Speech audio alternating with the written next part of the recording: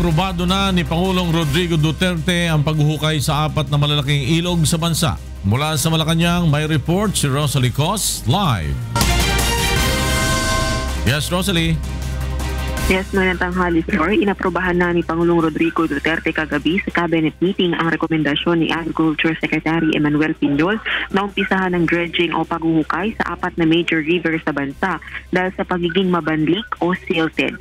Ito ang nagdudulot ng pagbaha na sumisira sa mga pananim at ari-arian taon-taon. Batay sa Facebook post ni Secretary Pinol, inatasan ni Pangulong Duterte ang Department of Environment and Natural Resources, Department of Agriculture at Department of Public Works and Highways na ipatupad ang dredging sa mga ilog ng Agusan River, Rio Grande de Mindanao, Pampanga River at maging ng pinakamahaba at pinakamalaking ilog sa bansa, ang Cagayan River.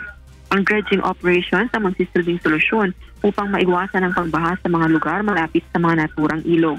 Una nang napagkasunduan ng DENR, DA at DILG na ipatupad ang direktiba ng Pangulong Duterte na total log ban sa mga headwater ng 4 major rivers, gayon din ang reforestation sa mga bundok.